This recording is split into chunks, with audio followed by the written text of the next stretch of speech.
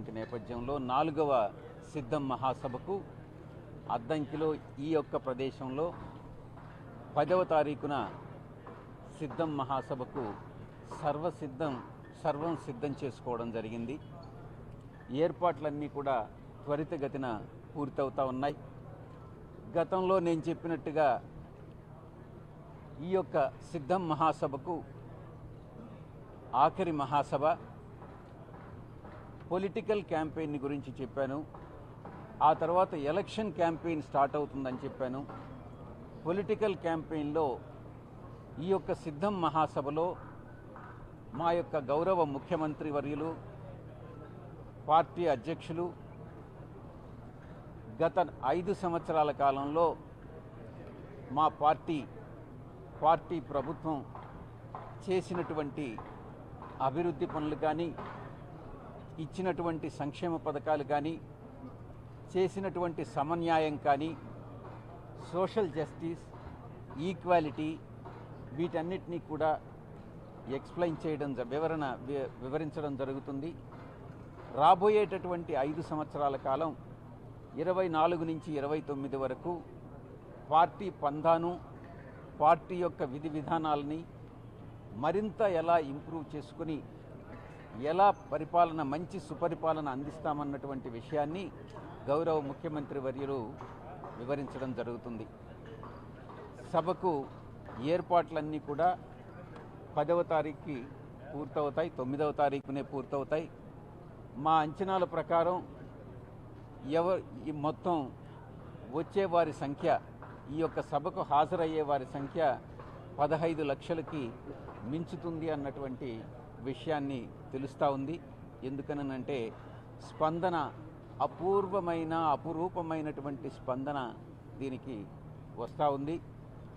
దీనికి మీరు గత పత్రికా సమావేశంలో నేను మాట్లాడిన తర్వాత మీరు అడిగిన ప్రశ్న, ఈ యొక్క సభా ప్రాంగణం 100 ఎకరాలు మాత్రమే, 15 లక్షల మంది ఎలా పడతారు అన్నటువంటి అంశాన్ని మీరు ప్రస్తావించారు.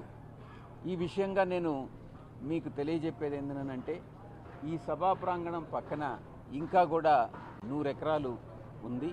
అవసరమైతే ఆ యొక్క ప్రాంగణాన్ని కూడా దీన్ని ఎక్స్టెండ్ చేసుకుంటాం. మన స్థలానికి కొరవ లేదు అన్నటువంటి విషయాన్ని మీకు తెలియజేసుకుంటా ఉన్నా.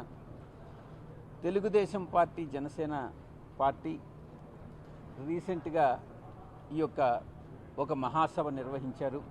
దాన్ని 20 ఎకరాల్లో నిర్వహించారు. ఆ 20 ఎకరాల్లో వాళ్ళు కొన్ని లక్షల మంది వచ్చినారని క్లెయిమ్ చేసుకోవడం జరిగింది. ఇటువంటి తప్పుడు ప్రకటనలు చేసేటటువంటి ఉద్దేశం వైఎస్ఆర్ కాంగ్రెస్ పార్టీకి ఉండదు. ఏదైతే నిజాలుగానే చెప్తామన్నటువంటి విషయాన్ని మీకు తెలియజేసుకుంటా ఉన్నాను. ఈ యొక్క సిద్ధం మహాసభ తర్వాత ఈ సిద్ధం మహాసభకి ఎందుకు ఈ సిద్ధం మహాసభ అని ప్రశ్నించినప్పుడు, సిద్ధం మహాసభకి ముందుగా, ఆఖరి మహాసభకు ముందుగా మా అభ్యర్థుల ఎంపికంతా కూడా దాదాపుగా పూర్తిగా వచ్చింది. తరువాత మేము మేనిఫెస్టోని తయారు చేసుకుంటా ఉన్నాం. దాదాపుగా దానిపైన డిస్కషను, మేనిఫెస్టో అంతా కూడా పూర్తయింది. మేము పోలింగ్ బూత్స్ ఏదైతే ఉన్నాయో పోలింగ్ బూత్ కమిటీలన్నింటినీ కూడా నిర్మాణం చేసుకోవడం జరిగింది. ఒక్కొక్క పోలింగ్ బూత్కి 15 మందిని ఎంపిక చేసుకోవడం జరిగింది. వాళ్ళందరికీ కూడా ట్రైనింగ్ ఇవ్వడం జరిగింది. పొలిటికల్ క్యాంపెయిన్ కింద వివిధ సభల్లో మా గౌరవ ముఖ్యమంత్రి వర్యులు సభలను ఉద్దేశించి, ప్రజలను ఉద్దేశించి ప్రసంగించడం జరిగింది. మా యొక్క పార్టీ సీఎం ఫేస్గా శ్రీ జగన్మోహన్ రెడ్డి గారు ముఖ్యమంత్రిగా మేము ఎన్నికలకు సిద్ధమయ్యాం. ఆయన ముఖ్యమంత్రిగా రాబోయేటటువంటి 2024 ఎన్నికల్లోనూ, ఆ తదుపరి రాబోయేటటువంటి 25 సంవత్సరాల్లో మా పార్టీ సీఎంగా జగన్మోహన్ రెడ్డి గారిని మేము ప్రొజెక్ట్ చేసుకుంటూ ఈ యొక్క ఎలక్షన్ని ఫేస్ చేయబోతా ఉన్నాం. గతంలో ఏ సంక్షేమ పథకాలు అందించాం, ఈ 5 సంవత్సరాల కాలం ఇంచుమించుగా ఇచ్చినటువంటి హామీల్లో మేనిఫెస్టోలో ఇచ్చినటువంటి హామీల్లో 99% హామీలు నెరవేర్చడం జరిగింది.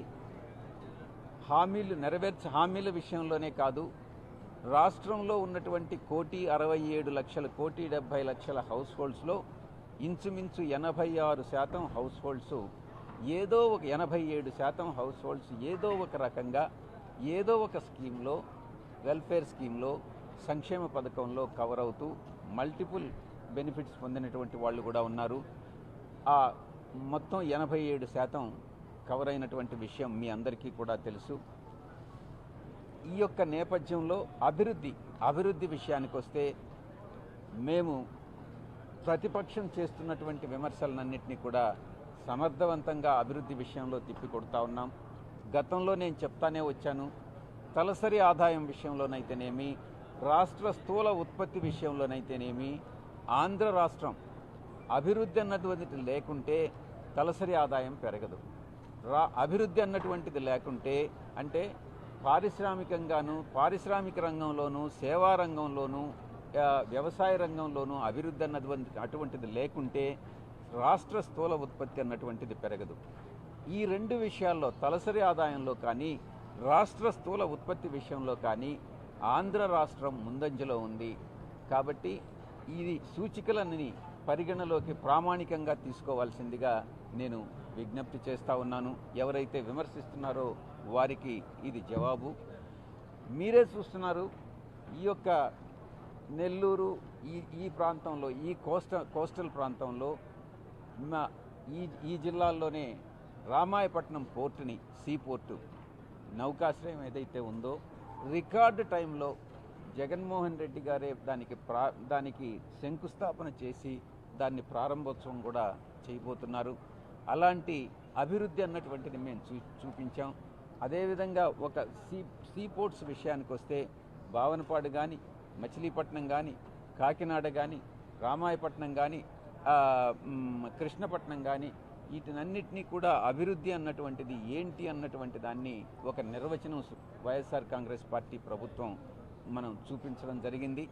ఒక నౌకాశ్రయం విషయంలోనే కాదు, విశాఖపట్నం ఎయిర్పోర్ట్ కూడా చాలా త్వరితగతిన పనులన్నీ కూడా జరుగుతూ ఉన్నాయి. చాలా ఇండస్ట్రీస్ అన్నీ కూడా, ఎన్నో పారిశ్రామిక సంస్థలు ముందుకొచ్చి ఆంధ్ర రాష్ట్రంలో సంస్థలను నెలకొల్పడం, ఫ్యాక్టరీలను నెలకొల్పడం జరుగుతూ ఉంది. దురుద్దేశపూర్వకంగా ప్రతిపక్షాలు చేస్తున్నటువంటి విమర్శ రాష్ట్రం అభివృద్ధిలో కుంటుపడింది అన్నటువంటి విషయాన్ని మనం విస్మరించాలి. ప్రజలు నమ్మడం లేదు అన్నటువంటి విషయాన్ని కూడా నేను మీకు తెలియజేసుకుంటా ఉన్నాను. ఇక చాలా రీసెంట్గా 2-3 రోజుల క్రితం చంద్రబాబు నాయుడు గారు బీసీ డిక్లరేషన్ ఇచ్చారు. నేను ఒక్కటే ప్రశ్నిస్తూ ఉన్నా, ఒక్కసారి మీరు గతంలో చేసినటువంటి ప్రకటన గుర్తు తెచ్చుకోండి. చంద్రబాబు గారు మీరేం చెప్పారు? బీసీలకు జడ్జెస్ కావడం, బీసీలు న్యాయమూర్తులు కావడం అన్నటువంటిది సమంజసం కాదు, వారికి ఆ యొక్క తెలివితేటలు ఉండవు అని మీ నోటితో మీరే చెప్పినటువంటి వ్యక్తి మీరు ఒక బీసీ డిక్లరేషన్ ఇవ్వడం అన్నటువంటిది హాస్యాస్పదంగా ఉంది అన్నటువంటి విషయాన్ని నేను తెలియజేస్తా ఉన్నా. బీసీల విషయంలో, బీసీ, ఎస్సీ, ఎస్టీ, మైనారిటీస్ విషయంలో వైఎస్ఆర్ కాంగ్రెస్ పార్టీ చేసినటువంటి నిర్ణయాలు కానీ, అమలు చేసినటువంటి నిర్ణయాలు కానీ, అది ప్రతి ఏరియాలో కూడా, అది సర్పంచుల విషయంలో కావచ్చు, వార్డు మెంబర్ల విషయంలో కావచ్చు, ఎంపీటీసీలు కావచ్చు, జెడ్పీటీసీలు కావచ్చు, శాసనసభ సభ్యులు కావచ్చు, శాసన మండలి సభ్యులు కావచ్చు, మంత్రివర్గ కూర్పు కావచ్చు, ప్రతి విషయంలో కార్పొరేషన్ మెంబర్స్ కావచ్చు, అదే సామాజిక వర్గానికి సంబంధించినటువంటి వివిధ కార్పొరేషన్లు వాటికి సంబంధించి కావచ్చు, ప్రతి ఒక్క విషయంలో కూడా ఆన్ అన్ యావరేజ్ తీసుకుంటే 70-75% బీసీ, 75%కు తగ్గకుండా బీసీ, ఎస్సీ, ఎస్టీ, మైనారిటీస్కి ఇచ్చినటువంటి ఘనత, పదవులు ఇచ్చినటువంటి ఘనత వైఎస్ఆర్ కాంగ్రెస్ పార్టీ ప్రభుత్వానికి, జగన్మోహన్ రెడ్డి గారికి దక్కుతుంది. ఈ రాష్ట్రంలోనే కాదు, దేశంలో ఎక్కడా ఏ రాష్ట్రంలోని చేయలేనటువంటి విధంగా, చెయ్యని విధంగా ఈ రాష్ట్రంలో జగన్మోహన్ రెడ్డి గారు చేసి చూపించారు. కాబట్టి చంద్రబాబు నాయుడు గారు ఈరోజు బీసీ డిక్లరేషన్ అనేది ఇవ్వడం ప్రజలందరూ కూడా నవ్వుకుంటా ఉన్నారు. ఈయన చిత్తశుద్ధిని శంకిస్తున్నారు అన్నటువంటి విషయంలో ఎటువంటి సందేహం లేదు. కాబట్టి రాబోయేటటువంటి 2024 ఎన్నికల్లో ఈ పొలిటికల్ క్యాంపెయిన్ ముగిసిన తర్వాత, ఎన్నికల ప్రకటన వెలువడిన తర్వాత ఎన్నికల ప్రచారం అన్నటువంటిది ప్రారంభమవుతుంది. మోస్ట్లీ 13, 14, 15 తారీఖుల్లో ఎన్నికల ప్రకటన అనేటటువంటిది రావచ్చు. ఆ తర్వాత వైఎస్ఆర్ కాంగ్రెస్ పార్టీ ఎన్నికల ప్రచారం అన్నటువంటిది ప్రారంభమవుతుంది. ప్రజలు ఈరోజు చాలా స్పష్టతతో ఉన్నారు, చాలా స్పష్టతతో ఉన్నారు. ఎటువంటి పరిస్థితుల్లో తెలుగుదేశం పార్టీ అధికారంలోకి వచ్చేటటువంటి ప్రసక్తే లేదు. మా యొక్క లక్ష్యం 175కు 175, టార్గెట్ 175కు 175. మా యొక్క టార్గెట్ 25 పార్లమెంట్ స్థానాలకు 25 పార్లమెంట్ స్థానాలు. ఆ లక్ష్యంతో ముందుకెళ్తా ఉన్నాం. తప్పకుండా మా యొక్క లక్ష్యాన్ని మేము సాధిస్తామన్నటువంటి విషయంలో ఎటువంటి సందేహం లేదు. ఈ వై నాట్ 175 అన్నటువంటిది ఈ యొక్క సిద్ధం మహాసభలో కూడా ప్రదర్శించడం జరుగుతుంది. మాకు ఆ నమ్మకం ఉంది. ఆ నమ్మకంతో ప్రజల్లోకి వెళ్తున్నాం. ప్రజలకు చేసి చూపించిన తర్వాత ప్రజల వద్దకు మళ్ళీ మేము వెళ్తా ఉన్నాం. రాబోయేటటువంటి 5 సంవత్సరాల కాలంలో మరింత మెరుగైనటువంటి, మరింత సుపరిపాలన ఇవ్వాలన్నటువంటి ఒక దృఢ నిశ్చయంతో మేము ముందుకెళ్తున్నాం అన్నటువంటి విషయాన్ని తెలియజేస్తూ సెలవు తీసుకుంటున్నాను. అంతేనా? ఎంతమంది వచ్చారు? 60,000 మంది వచ్చారు. పెడతానంటున్నాడా? మొన్న పెట్టిన దానికి 10 లక్షలు అని చెప్తే 60,000 కూడా రాలేదు. మీరు చూశారు కదా ఎన్ని కుర్చీలు ఖాళీగా ఉన్నాయి, ఎంతమంది వచ్చారన్నటువంటిది. 10 లక్షలు అని చెప్తే 60,000 కూడా రానటువంటి సందర్భం. ఇది ప్రజల్లో తెలుగుదేశం పార్టీకి ఉన్నటువంటి స్పందన.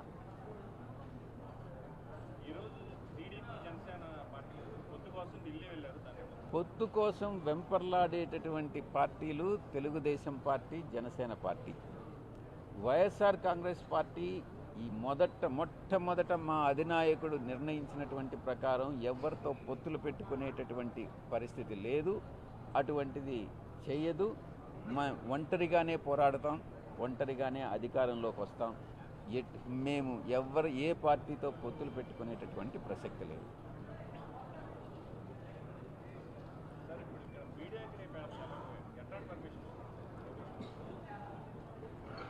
నేషనల్ మీడియా వస్తుంది. నేషనల్ మీడియాలో పీటీఐ వస్తుంది, ఏఎన్ఐ వస్తుంది. నేషనల్ మీడియా ఛానల్స్ అన్నీ ఇక్కడికి వస్తూ ఉన్నాయి. వాళ్ళ రిప్రజెంటేటివ్స్ అందరూ వస్తున్నారు. లోకల్ మీడియా అంతా కూడా విజయవాడ నుంచి, హైదరాబాద్ నుంచి కూడా లోకల్ మీడియా, తెలుగు మీడియా మిత్రులందరూ కూడా వస్తున్నారు. వాళ్ళందరికీ కూడా అరేంజ్మెంట్స్ అన్నీ కూడా ప్రాపర్గా చేయడం జరుగుతుంది. మీడియా నుంచి, నేషనల్ మీడియా నుంచి కూడా ఆసక్తి కనపరుస్తున్నారు. చాలామంది నేషనల్ మీడియా మిత్రులందరూ కూడా అడగడం జరిగింది, సిద్ధం మహాసభ ఇంత గ్రాండ్ సక్సెస్ మహాసభలు ఇంత గ్రాండ్ సక్సెస్ కావడానికి కారణం ఏంటి అన్నటువంటి విషయాన్ని వాళ్ళు కూడా పలు సందర్భాల్లో ఫోన్ చేసి మరీ అడగడం జరుగుతూ ఉంది. వాళ్ళే ప్రత్యక్షంగా 10వ తారీఖున చూడబోతా ఉన్నారు.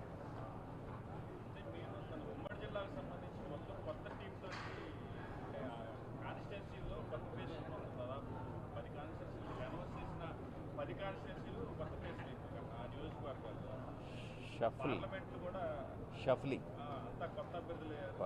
అభ్యర్థులే షఫ్లింగ్. ఇప్పుడు మీరు ఒకటి గుర్తుపెట్టుకోవాలి, మా ఎలక్షన్ ప్లాంక్ ఏంటి? మా యొక్క గౌరవ ముఖ్యమంత్రి వర్యులు, మా యొక్క ప్రభుత్వ పర్ఫార్మెన్స్ అది అయినప్పుడు ముఖ్యమంత్రి గారిని చూసి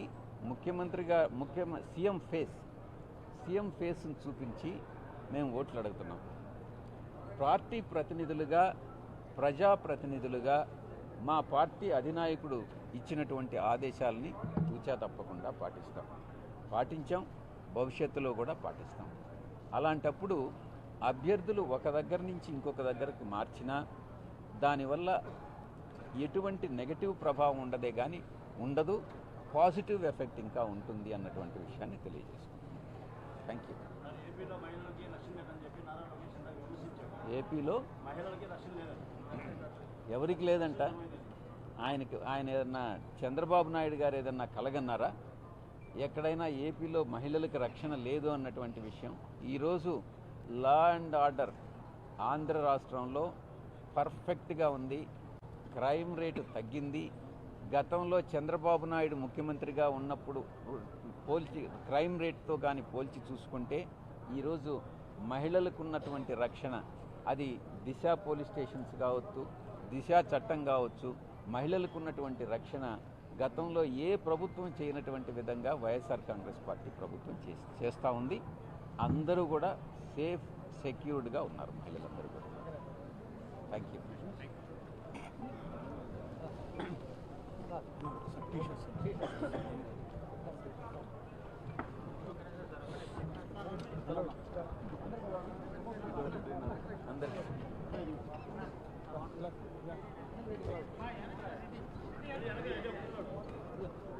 కొంతమంది ముందు పట్టుకో,